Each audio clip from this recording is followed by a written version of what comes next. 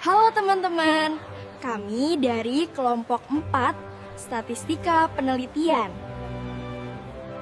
Anggota kelompok kami adalah Lili Amelia, Naila Fadia, Syabrina Zalfa, dan Parela Ananda. Pada kesempatan kali ini, kami akan menjelaskan tentang materi distribusi sampling, yaitu distribusi yang dihasilkan dari seluruh kemungkinan sampel suatu populasi. Kami akan membedah berbagai jenisnya, mulai dari distribusi min, proporsi, hingga distribusi T, F, dan chi-square. Selain itu, kami akan membahas faktor-faktor yang memengaruhi akurasinya, seperti ukuran sampel dan variabilitas populasi, serta kegunaan praktisnya dalam menarik kesimpulan, menghitung standard error, hingga pengujian hipotesis.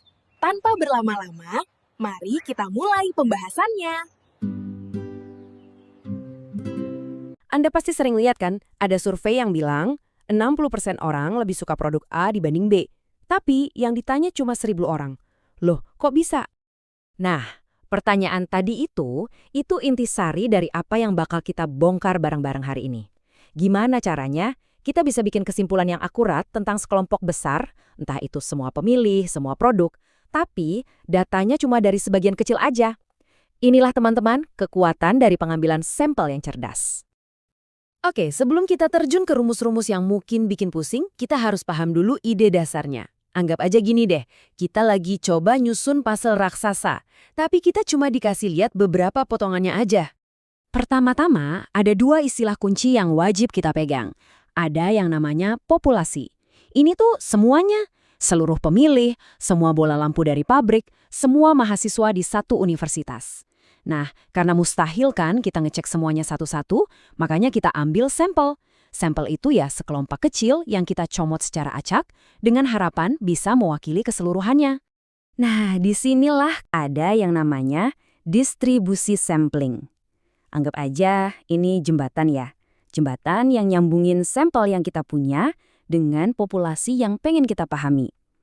Emang sih ini konsepnya teoritis, tapi percayalah, ini penting banget. Oke, yang menarik di sini adalah gini. Di dunia nyata, kita kan biasanya cuma ambil satu sampel, ya kan? Tapi biar kita tahu sampel kita ini bisa dipercaya atau enggak, kita perlu berandai-andai. Coba bayangin deh, kalau kita bisa ambil semua kemungkinan sampel dengan ukuran yang sama. Terus, dari tiap sampel itu, kita hitung rata-ratanya, lalu kita kumpulin dan plot semua rata-rata itu jadi satu grafik. Nah, grafik itulah yang disebut distribusi sampling. Mari kita mulai dari yang paling sering kita temui sehari-hari. Rata-rata. Entah itu rata-rata tinggi badan, rata-rata pendapatan, atau rata-rata skor ujian. Logikanya sama semua kok. Nah, ini dia kalau seandainya kita bisa mengambil semua sampel yang mungkin, terus kita hitung rata-rata dari semua rata-rata itu, angkanya bakal mendarat tepat di rata-rata populasi yang sebenarnya. Artinya apa? Artinya proses sampling ini secara keseluruhan itu nggak bias. Kayak gambar target panahan ini, walaupun beberapa panah meleset sedikit ke kiri atau ke kanan, pusat dari semua tebakan itu tepat sasaran. Tentu aja, setiap sampel pasti hasilnya beda-beda dikit. Ada yang rata-ratanya sedikit lebih tinggi, ada yang sedikit lebih rendah. Nah, seberapa besar sih sebarannya? Itulah yang kita sebut kekeliruan baku atau standard error. Ini tuh kayak margin of error buat rata-rata kita. Yang menarik, cara ngitungnya bisa sedikit beda. Kalau sampel kita gede banget, lebih dari 5% dari total populasi, kita perlu sedikit penyesuaian di rumus kita. Kalau sampel kita itu lebih dari 5% dari total populasi, misalnya kita survei 100 dari 1.000 karyawan, kita pakai rumus yang ini. Faktor koreksi di dalamnya itu seolah-olah bilang, hey, kan kita udah nanya ke banyak orang nih, jadi kita lebih yakin sama hasilnya. Makanya sebarannya jadi sedikit lebih kecil. Tapi seringnya, kayak di jajak pendapat nasional gitu, sampel kita itu jauh lebih kecil dari 5% total populasi. Nah, dalam situasi ini, kita pakai rumus yang lebih simpel ini. Ini yang bakal paling sering Anda lihat dan gunakan.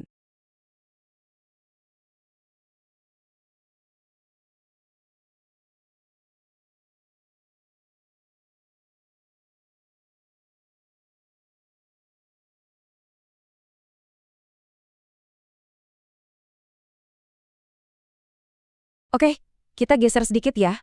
Sekarang kita ngomongin proporsi. Contohnya, persentase orang yang jawab ya atau tidak. Dan kalian bakal lihat, ternyata pola pikir yang tadi kita pelajarin itu bakal kepake lagi di sini. Prinsip intinya tuh sama persis. Kalau kita ambil rata-rata dari semua kemungkinan proporsi sampel, hasilnya bakal pas sama proporsi populasi yang sebenarnya. Dan kita juga punya rumus khusus buat ngitung kekeliruan bakunya. Dan ya, polanya kelihatan lagi kan? Kita pakai lagi transformasi zat. Cuma rumusnya sedikit disesuaikan buat proporsinya. Ini memungkinkan kita untuk menghitung probabilitas sama persis kayak yang kita lakukan untuk rata-rata. Konsisten kan? Oke, dasar-dasarnya udah kita kuasai. Sekarang setelah fondasinya kokoh, yuk kita lihat sekilas beberapa alat khusus yang dipakai untuk pertanyaan-pertanyaan yang lebih spesifik. Yang pertama, statistik T. Di dunia nyata, kita tuh hampir nggak pernah tahu simpangan baku populasi yang sebenarnya. Nah, statistik T inilah alat kita saat kita harus mengira-ngira dari sampel yang kita punya, apalagi kalau sampel kita nggak gede-gede amat. Lanjut, ada chi kuadrat. Alat yang satu ini tugasnya sangat spesifik. Kalau kita nggak lagi tertarik sama rata-ratanya, tapi justru pengen tahu seberapa besar sih sebaran atau varians data di dalam satu populasi, nah, statistik chi kuadrat ini alatnya buat ngecek konsistensi atau sebaran data seperti itu.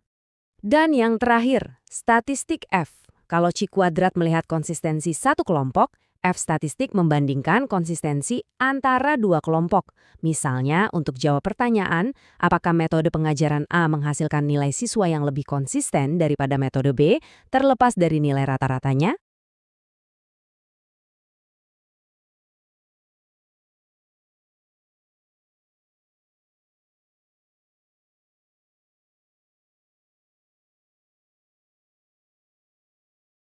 Kita bisa lakuin ini dengan dua cara utama.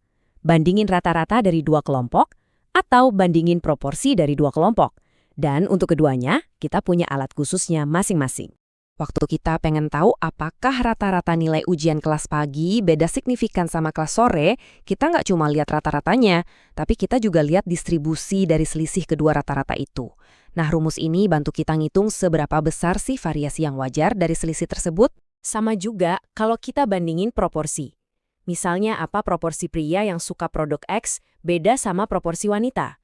Rumus ini adalah alat kita buat ngukur seberapa bervariasinya perbedaan proporsi itu. Dan inilah puncaknya. Namanya Central Limit Theorem atau dalil batas memusat. Ini salah satu ide paling powerful dalam statistik. Gini bunyinya. Nggak peduli bentuk distribusi populasi aslinya kayak gimana, mau aneh, mau miring, selama sampel kita cukup besar, biasanya 30 atau lebih, distribusi sampling dari rata-ratanya bakal selalu ngebentuk kurva lonceng yang rapi yang kita kenal sebagai distribusi normal. Ini keren banget karena kalau udah bentuknya kurva lonceng, kita jadi gampang banget ngitung probabilitasnya. Oke, setelah lihat semua rumus dan teori tadi, sekarang yuk kita zoom out sebentar. Kita lihat gambaran besarnya. Jadi, sebetulnya buat apa sih semua ini di dunia nyata? Intinya tuh gini, kita kan punya data dari sampel. Itu namanya statistik. Contohnya, rata-rata sampel. Tapi yang bener-bener kita pengen tahu itu kan parameter populasi. Misalnya rata-rata populasi yang sebenarnya. Nah, distribusi sampling inilah yang jadi jembatan matematisnya. Yang bikin kita bisa loncat dari data yang kita punya ke kesimpulan tentang sesuatu yang nggak kita punya. Dan ini ngejawab pertanyaan kita di awal banget tadi. Gimana caranya lembaga survei atau ilmuwan bisa begitu yakin? Jawabannya, karena mereka nggak cuma ngeliatin satu sampel doang. Mereka paham posisi sampel mereka itu di tengah lautan semua kemungkinan sampel lainnya. Mereka ngerti konsep distribusi sampling. Dan inilah yang ngasih mereka kekuatan untuk ngukur ketidakpastian dan ngomong, kami sekian persen yakin dengan hasil ini. Sebagai penutup, dapat kita simpulkan bahwa distribusi sampling merupakan konsep yang sangat penting dalam statistika karena menjadi jembatan antara data sampel dan kesimpulan terhadap populasi.